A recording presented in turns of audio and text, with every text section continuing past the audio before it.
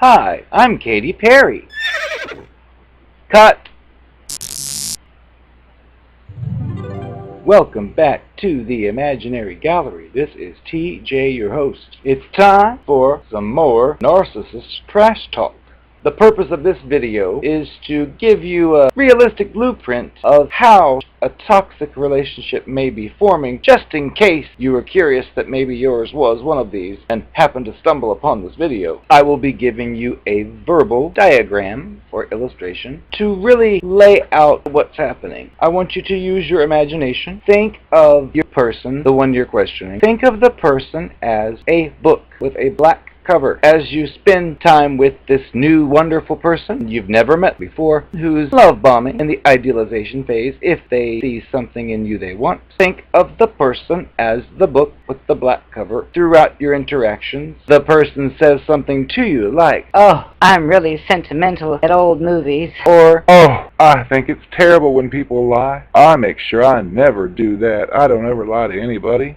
And I want you to imagine, on this black book, those words are being spread across the cover, front and back. These details about this person. More experiences follow. You may be conservative with your trash at the picnic and decide to pick it up and carry it to a trash can halfway across the field to avoid littering. Your creature copies that type of thing. Says, "Oh, I never litter. I think it's wrong. That is so horrible." And these all get scrawled across the cover of that book. Well, inside the book is the tale of what's unfolding with your experiences with this person. By now, you've got a cover of all different words, different phrases about who this person is. They're telling you, "Oh yes, well, I'm a sucker for romantic movies." As the story unfolds, however, you, being perceptive, notice that, for example, you were spending an evening with this person. In the pages of the book, the story would say that there was an old classic sentimental movie on the television. When you were sitting with the person, it made critical comments about the show and how it didn't like what was going on in it and acted bored during it.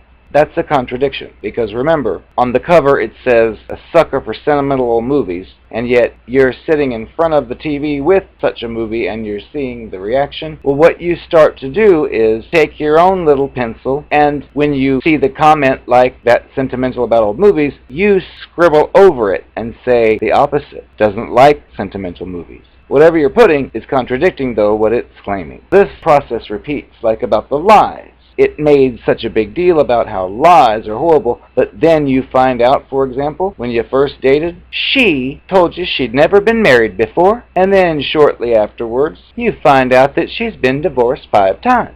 Well, if this person somehow hooked you into their life, chances are you'll start to notice in these chapters other things as well, where you constantly find yourself scribbling over the words on the cover with the actual truth. Eventually, that book is scribbled all over by your words, and if you translate that into real life, you may be one to notice how, for example, one of those previous situations was said, and then you watch the movie and it wasn't true. Like a week later, you hear the person saying, "Oh, I'm really a sucker for old sentimental movies." And you're thinking to yourself, Well, eventually the time comes where you're going to have a discussion with this person. Keep in mind, the person's idealizing you, giving you anything and everything it thinks you want, but you eventually start to realize your book cover's got a lot of stuff scribbled on it. So you may pick one thing and say, "Hey, I can't help but notice you said something about the sentimental movies, but that night I noticed that you were doing," and then you'll hear the classic retarded excuse, "Oh, I do love sentimental movies. I just acted that way that night because..." and there'll be some who knows what. The point is, it's fake. As the time passes and the scribblings get bigger, you are going to be like on a mission, thinking, okay, there's a lot of discrepancies here, and so you try one at a time, and guess what happens? This idealizing angel who was there for your every need in the beginning now starts to become confrontational or combative when you step it up further, and instead of just saying that you had the idea of this or idea of that, you graduate to the point of having sat through 3 more sentimental movies where the behavior was the same, and then you hear it saying, "Oh, I love sentimental movies." You will be tempted to say, "Hey, I think you need to drop it with the sentimental movie stuff. You don't like sentimental movies. I know because," and you could list this one, this one, and then you'll hear the usual retarded excuses. This is the beginning of the devaluation phase, because once you're onto the creature and you're pointing out its flaws, it knows its time's limited. Now, of course, its face will never show that. Its face will be just like, oh no, you've imagined that. And you'll be tempted to question yourself and think, oh dear, well, a normal person wouldn't act that way. Welcome to the world of the Narcopath monster. But what it turns out to be is a large list of things you want to confront about, and when you try, you're given the same old, oh, I told you last time, a retarded excuse, and it's supposed to still hold, and you're like, yeah, I heard that excuse, but that doesn't answer the question, and then you ask it again. Well, that's when these people start to devalue, and they're probably already looking for the next target, because you're not supposed to have a mind of your own. You're supposed to do what it wants you to do, and because you're thinking independently and actually looking at things and coming to conclusions that this might be the case or that might be the case, and the person just says, oh no, you're wrong, it knows that eventually you're going to figure it out. When you're involved with such a person, let's just say that you ask one or two of the questions and you get the defensive evil answer, you may be tempted to think, ooh, I better not bring that up again. Everything was great until I brought that up, because it's fake and it was being fake loving with you, until you dared to bring up that subject. But what the creature ends up doing is basically sending a message. If, by chance, you start to bring it up again, you're likely to hear some kind of dismissive comment to keep you quiet, which is basically bullying you. Because you have a brain. You have made observations, and you've been told one thing, and you've seen the opposite, so the least you deserve is a thorough explanation. Is that too much to ask? Well, with these types of toxic creatures, it is too much to ask, because there's nothing there. So it will bully you, and you'll again remember your idealization and think, what happened to the person who used to help me anytime I needed help, even if I didn't know I did? Then it comes to this, they're going to probably blame you. Well, that was back when you were sweet. So basically, the fact that you're on to the creature, you're pointing out the discrepancies you found, and you're looking for a simple explanation, and yet the person will take this as if you are now no longer sweet.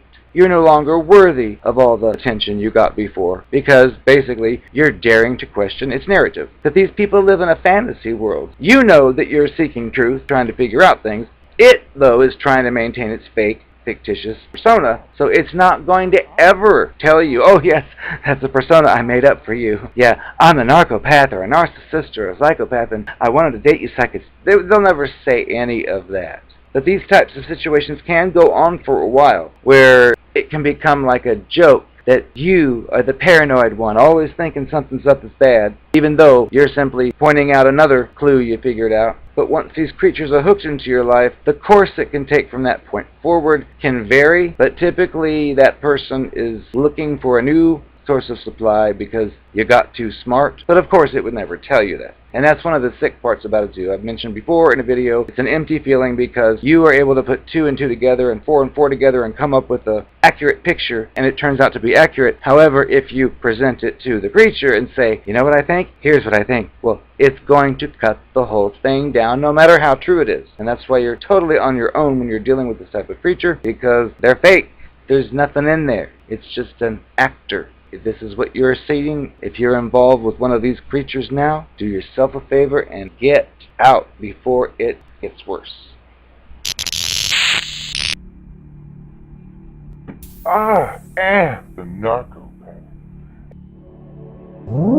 Since I'm giving confessions, I might as well bring up the fact that during our entire relationship, you were so high-strung, so concerned about everything. Never mind that certain things would happen that would probably make anybody question. But I try to just pass it all off as you're paranoid.